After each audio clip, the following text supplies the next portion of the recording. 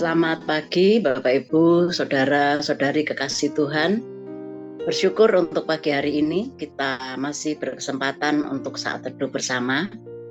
Bapak Ibu dan Saudara, kita akan merenungkan firman Tuhan dari pedoman saat teduh 4B GKI Residen Sudirman. Hari ini Sabtu, tanggal 18 Maret 2023 dengan judul renungan Bertemu Bukan Hanya Melihat. Mari Bapak Ibu kita siapkan hati kita masing-masing. Kita akan memuji Tuhan dari lagu Pribadi yang Mengenal Hatiku. Mari kita pujikan bersama.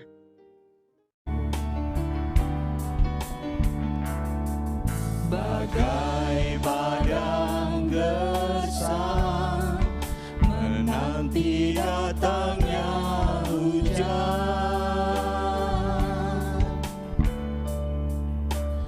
begitu pun jiwaku, Tuhan,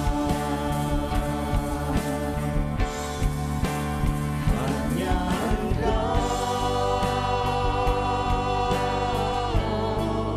pribadi yang mengenal hatiku, tiada yang tersembunyi bagimu, seluruh isi hatiku Kau tahu, dan bawaku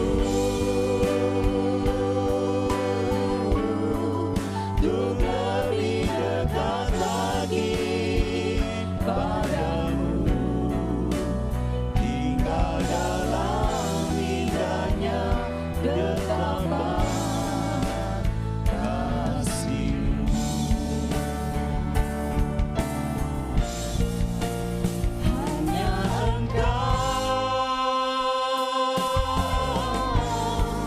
pribadi yang mengenal hatiku, tiada yang tersembunyi bagimu, seluruh isi hatiku Kau tahu, dan bawaku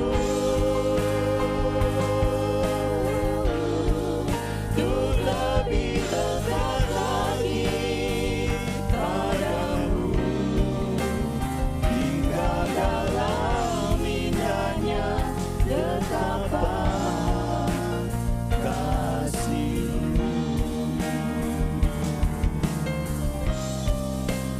tinggal dalam indahnya dekapan kasih-Mu,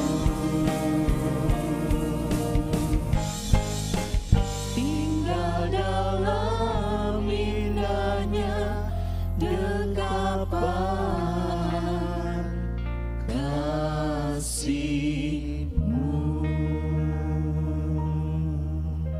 Selamat beribadah. Bapak Ibu, Saudara dan Saudari, meskipun nampak serupa, melihat dan bertemu adalah dua kata yang sangat berbeda.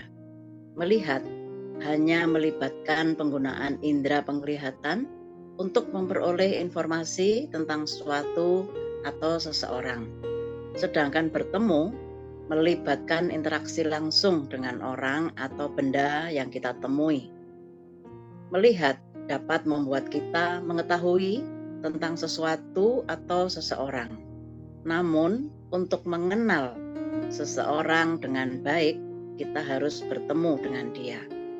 Dalam perikop bacaan hari ini, Yesus memberi kesempatan kepada orang yang sebelumnya buta itu bukan hanya untuk melihatnya, melainkan juga bertemu dengannya.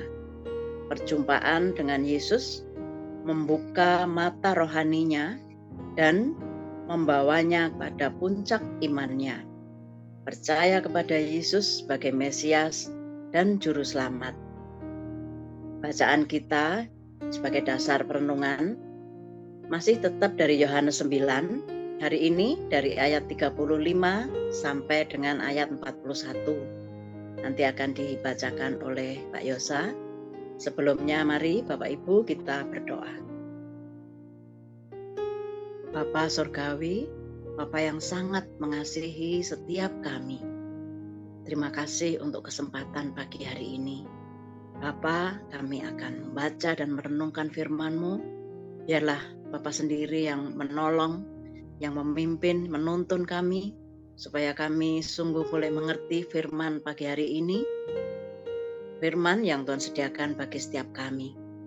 Yang pada akhirnya kami juga boleh dimampukan untuk melaksanakan dalam hidup kami hari ke hari. Terima kasih Tuhan, dalam nama Tuhan Yesus Kristus kami berdoa. Amin. Mari Bapak Ibu kita membaca firman Tuhan dari Yohanes 9 ayat 35 sampai dengan 41. Yohanes 9 ayat 35 sampai 41.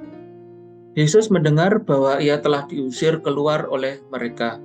Kemudian ia bertemu dengan dia dan berkata, "Percayakah engkau kepada Anak Manusia?" Jawabnya, "Siapakah dia, Tuhan, supaya aku percaya kepadanya?" Kata Yesus kepadanya, "Engkau bukan saja melihat dia, tetapi dia yang sedang berkata-kata dengan engkau. Dialah itu," katanya. "Aku percaya Tuhan."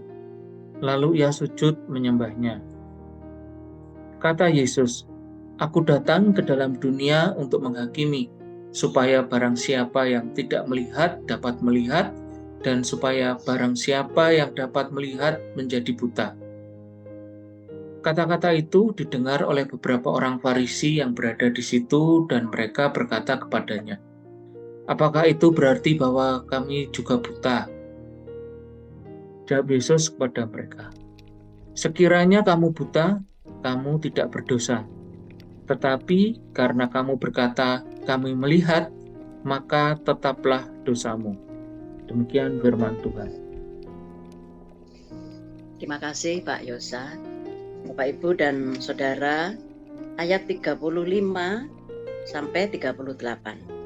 Setelah mendengar bahwa orang itu telah disembuhkan, itu telah diusir dari sinagog, Yesus berinisiatif menemuinya. Selain merupakan sebuah kepedulian, Yesus juga hendak meneguhkan imannya. Karena itu, Yesus bertanya, "Percayakah engkau kepada Anak Manusia?" Dan kemudian memperkenalkan dirinya dengan cara yang unik. Engkau bukan saja melihat dia, tetapi dia yang sedang berkata-kata dengan engkau, dialah itu. Setelah mengetahui bahwa Yesus yang menjumpainya adalah Anak Manusia atau Mesias, orang itu pun berkata, "Aku percaya Tuhan," dan sujud menyembahnya. Perjumpaan dengan Yesus ini juga merupakan puncak perjalanan imannya. Percaya bahwa Yesuslah yang menyembuhkannya. Percaya bahwa Yesus adalah nabi, dan percaya bahwa Yesus datang dari Allah dan melakukan pekerjaan-pekerjaan Allah. Kemudian dia juga percaya bahwa Yesus adalah Mesias. Pada ayat 38 sampai 41. Di sini Yesus mengatakan bahwa ia datang ke dunia untuk menghakimi orang-orang yang tidak melihat dan yang dapat melihat. Ketika menyembuhkan orang yang buta sejak lahir itu, Yesus telah mencelikkan mata orang yang tidak melihat. Namun, mengapa Yesus berkata bahwa ia akan membuat orang yang dapat melihat menjadi buta? Orang-orang Farisi mendengar perkataan Yesus itu memahami bahwa istilah dapat melihat memang digunakan untuk menyindir orang-orang yang menganggap diri mereka mengetahui segala hal keagamaan dan kerohanian dan menjadi arogan. Yesus dengan tegas memperingatkan mereka bahwa sikap semacam itu justru akan membuat mereka buta dan tetap tinggal di dalam dosa. Mari kita merenungkan. Lakukanlah evaluasi diri, sejauh mana kualitas pengenalan kita akan Yesus. Apakah masih di tingkat dalam tanda kutip melihat atau sudah bertemu dengan Yesus? Mari kita berdoa. Bapa di dalam surga, terima kasih untuk firman Tuhan pagi hari ini. Kami bersyukur untuk kasih Tuhan yang selalu menunggu setiap kami untuk menemui-Mu. Tolong kami Tuhan untuk mempunyai sikap hidup yang selalu dekat dan bergaul erat dengan-Mu.